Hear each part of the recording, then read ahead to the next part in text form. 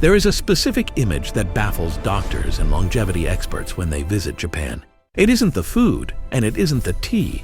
It is the sight of a 90-year-old woman in a rural village in Okinawa or Nagano, crouching down deep in her garden to pull weeds, staying in that position for 20 minutes, and then standing up without using her hands, without a groan, and without a stagger. If you try to do that right now, drop into a deep squat, hold it, and stand up without grabbing a chair, you might find your knees clicking, your hips locking, or your balance wavering. In the West, we have accepted a tragic lie.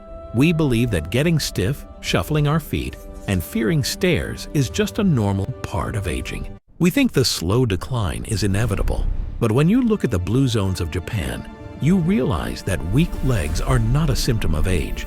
They are a symptom of a lifestyle mistake we've been making for decades. The Japanese don't have better genes for legs. They have a secret set of daily movements that act as a fountain of youth for their lower body. Today, we aren't just going to learn exercises. We are going to undo years of damage caused by modern sitting. We are going to unlock the 6 specific movements the Japanese use to keep their legs powerful well into their 90s.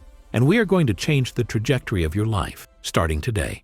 To understand why your legs might feel heavy or weak, we have to look at the chair culture trap. In the West, we spend our lives in a 90-degree angle. We sit in cars, we sit at desks, we sit on sofas, and we sit on high toilets. This constant sitting causes our hip flexors to shorten and our glutes, the biggest muscles in the body, to essentially go to sleep. It's called gluteal amnesia, but in traditional Japanese culture, life happens on the floor. This brings us to the first and perhaps most critical movement, the deep squat, often seen in the form of the traditional squat toilet or gardening posture. This isn't a gym exercise, it is a survival position. When you squat fully, your ankles flex, your calves stretch, and your hips open completely. This pumps fluid into the joints, keeping them lubricated. If you are watching this and thinking, I can't even bend my knees that far, do not panic. That stiffness is reversible. The Japanese practice of squatting maintains the full range of motion in the hips, preventing the shuffle walk seen in so many seniors. By reintroducing this movement, even if you have to hold onto a door frame at first, you signal to your body that you still need these joints to work. Before we move to the next movement, take a second to hit that subscribe button. If you are serious about reclaiming your mobility and refusing to let age dictate your movement, you're in the right place, and I want you with us for this journey. The second secret lies in a ritual that millions of Japanese people participate in every single morning, often broadcast on public radio. It's called radio taizo. While the West is obsessed with high-intensity interval training or heavy lifting that tears down the body, radio taizo is about rhythmic, gentle, full-body flow. Specifically, the leg movements involved are dynamic and bouncy. They focus on waking up the nervous system rather than exhausting the muscle. Think about how a cat stretches when it wakes up. It doesn't run a marathon, it lengthens its body. Radio taizo uses small rhythmic knee bends and jumps that stimulate the lymphatic system and get blood flowing to the extremities. This is crucial because leg weakness often isn't just muscle failure, it's circulation failure. When blood flow stagnates, nerves die, and muscles atrophy. By doing these rhythmic bounces daily, you keep the wiring to your legs alive. It's a low-impact way to tell your legs, wake up, we have work to do. It turns exercise from a chore into a daily hygiene practice, just like brushing your teeth. Now, let's talk about the knees, because this is where most people give up. There is a sitting position in Japan called seiza.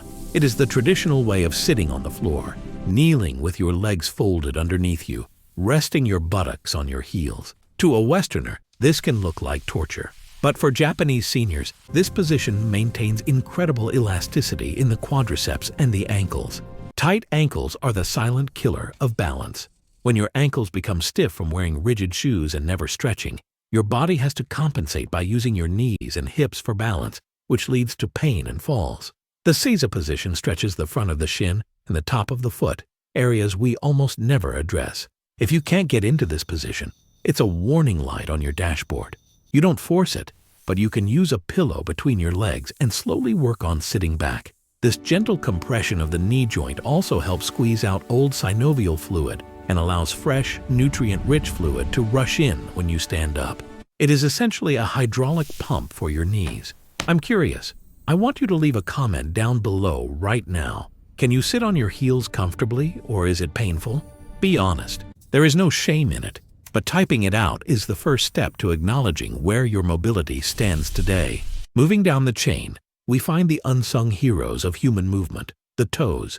In modern footwear, our toes are squeezed together in a coffin of leather and rubber. They lose their ability to spread and grip. In Japan, it is customary to remove shoes when entering a home. This means people spend hours every day barefoot or in socks, allowing their toes to splay and grip the floor. This brings us to the fourth movement, toe grasping or towel curls. Japanese seniors often have surprisingly strong feet because they use them. Your toes are your body's roots.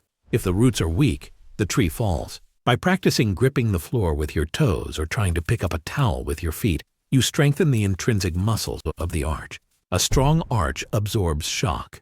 If your feet are weak, that shock travels up to your knees and lower back. By simply taking off your shoes inside and actively using your toes to grip the ground as you walk, you're building a foundation that prevents falls. Falls are the #1 cause of injury-related death in seniors, and most falls happen because the feet have lost their sensory connection to the ground.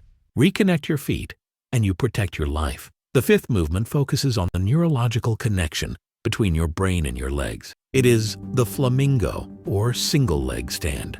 You will often see older people in Japanese parks practicing Tai Chi or similar arts that require transferring weight completely to one leg. This does something profound. It forces the small stabilizer muscles around the hip and the ankle to fire rapidly. When you stand on two legs, you can cheat. You can lean on your strong side. When you stand on one leg, there is nowhere to hide. This exercise fights sarcopenia, the age-related loss of muscle mass, by engaging the fast-twitch muscle fibers that are usually the first to go. You don't need weights for this. You just need to stand on one leg while you brush your teeth or while you wait for the kettle to boil. If you wobble, that is good. That wobble is your brain calibrating your position in space. It is rewiring your proprioception. The Japanese understand that balance is a use it or lose it skill. By challenging your balance daily in a controlled environment, you ensure that when you slip on a wet sidewalk or miss a step, your body reacts automatically to save you rather than crumbling. Finally, we arrive at the ultimate test, the movement that correlates most directly with how long you will live. It is the floor-to-stand capability. In Japan, because life happens on the tatami mats, eating, sleeping, socializing, an average person might get up and down from the floor 20 or 30 times a day. This is a compound movement that utilizes every muscle in the lower body, requires core stability, and demands balance. In the West, we can go weeks without ever touching the floor. If you fall and cannot get up, it is a life-threatening situation. The exercise here is simply to practice getting down to the floor and getting back up, trying to use the least amount of support possible. It is called the sit-rising test in medical circles. Studies have shown that people who need to use their hands and knees to get up have a significantly higher mortality rate than those who can rise smoothly. This isn't to scare you, but to empower you. By practicing this transition, getting down to lie on your back and then standing up, you are essentially deadlifting your own body weight. You are training your body to handle its own load. It keeps the power in your glutes and quads alive. Start near a sofa so you have help if you need it, but make this a daily practice. These 6 movements, deep squatting, rhythmic bouncing, radio taizo, seisa kneeling, toe gripping, single leg balancing, and floor to standing, are not magic. They are simply the way the human body was designed to move. The reason the Japanese have such powerful legs after 60 is not because they spend hours in the gym pressing heavy weights. It is because their lifestyle forces their legs to work through full ranges of motion every single day. They don't outsource their movement to chairs, elevators, and orthotics. They keep the machine running. So, how do you implement this? You don't need to overhaul your life overnight. Start with the rule of 1. Choose one of these movements to add to your day tomorrow. Maybe it's brushing your teeth on one leg. Maybe it's taking off your shoes and gripping the carpet with your toes while you watch TV. Maybe it's trying to squat down just a little bit deeper to get something out of the bottom cupboard instead of bending over it at the waist. Small, consistent inputs tell your body that it is safe to be strong. The body is incredibly adaptive. It wants to heal. It wants to be strong. It is just waiting for the right signal. We often think of aging as a battery running out of charge, but the human body is not a battery, it is a generator. The more you move it, the more energy it creates. The stiffness you feel in the morning is not old age, it is the rust of inactivity. These Japanese techniques are the oil that breaks that rust.